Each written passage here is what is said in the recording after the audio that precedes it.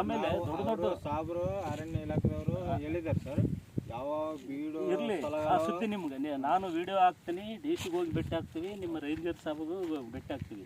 ಚಲೋ ಭೂಮಿಯಲ್ಲಿ ಹಾಕ್ಬಾರ್ದು, ಎಲ್ಲಾದರೂ ಬೀಳು ಭೂಮಿ ಇರ್ತದಲ್ಲ ಅಂತಲ್ಲಿ ಹಾಕ್ರಿ. ಈಗ ನೋಡಿ 1000 ಮಂದಿ ಪಾಪುರದಲ್ಲಿ 1000 ಮಂದಿ ಇದ್ರೆ ಒಂದು 8-10 ಮಂದಿ ಹಿಡ್ಕೊಂಡಾರ, ಹೌದಾ? 1000 ಮಂದಿ ಇದ್ರೆ 8-10 ಮಂದಿ ಹಿಡ್ಕೊಂಡಾರ. ನಿಮ್ಗೆ ಬೇಕಾದಷ್ಟು ಖಾಲಿ ಭೂಮಿ ಬೇಕಾದಷ್ಟು ಇದೆ.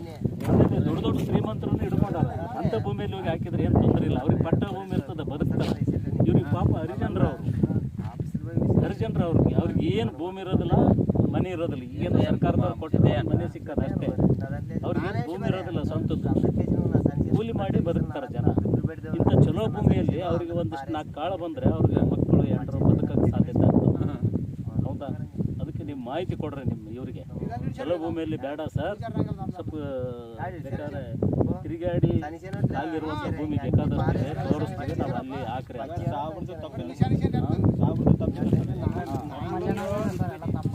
ಅದೇ ನೋಡಿ, ನಿಮ್ಮ ಸಾಬ್ರು ಕೂಡ ತಂತ್ರ ಮಾಡ್ತಾರೆ. ಅವರು ನಮ್ಮ ಜನರ ಜಗಳ ತಕ್ಕ ನೋಡ್ತಾರೆ ನಿಮ್ಮ ಸಾಬ್ರು. ಯಾಕಂದ್ರೆ ಅವ್ರಿಗೆ ರೊಕ್ಕ ಖರ್ಚು ಮಾಡ್ಬೇಕಾಗಿರ್ತದೆ ಡಿಪಾರ್ಟ್ಮೆಂಟಿಂದ. ಅದಕ್ಕೆ ಅವ್ರು ಏನು ಮಾಡ್ತಾರೆ, ಸತ್ಯ